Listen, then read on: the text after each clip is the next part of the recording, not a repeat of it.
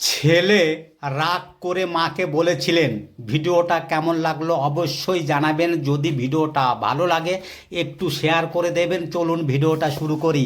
দরজার ওপাশে বাবা প্রতিদিন ছেলের ঘরের দরজায় এসে বলতেন, বাবা একটু কথা বলবি। ছেলে বলতো, বাবা এখন ব্যস্ত। একদিন বাবা আর ডাকলেন না। ছেলে নিজেই বাবার ঘরের দরজায় গেল। দরজা খোলা ছিল কিন্তু বাবা ছিল না। সেই দিন সে বুঝলো, কখনো কখনো আমরা যে দরজাটা বারবার বন্ধ করি, একদিন সেই দরজার ওপাশে প্রিয় মানুষটাকেই আর পাওয়া যায় না। এই থেকে আপনি কি শিক্ষা পেলেন?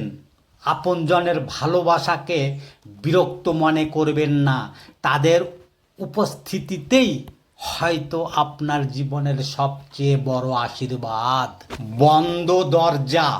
একজন ছেলে রাগ করে মাকে বলেছিল, আমি আর কখনো এই বাড়িতে ফিরব না। মা দরজার সামনে দাঁড়িয়ে বলেছিলেন, রাগ করিস না, কিন্তু দরজাটা তোর জন্য সব সময় খোলা থাকবে। কিন্তু বছর কেটে গেল।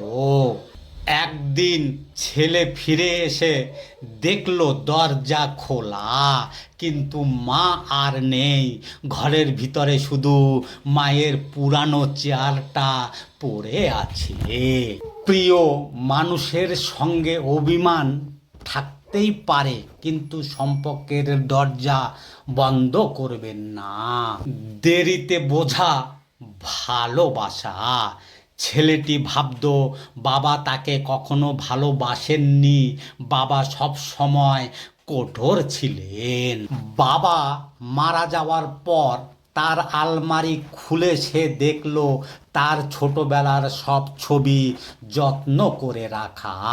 একটি ছবির পিছনে লেখা ছিল, আমার ছেলেটা যেন আমার চেয়েও ভালো মানুষ হয়। ছেলেটি সেই দিন বুঝলেন, কিছু বাবা ভালোবাসা মুখে বলেন না, সারা জীবন কাজ দিয়ে দেখিয়ে যান। ভালোবাসা সব সময় কথায় প্রকাশ পায় না। কখনো কখনো নীরব ত্যাগের মধ্যেই সবচেয়ে গভীর ভালোবাসা লুকিয়ে থাকে। মানুষের কথায় নিজেকে মাপবেন না। মানুষ আজ প্রশংসা করবে, কাল সমালোচনা করবে।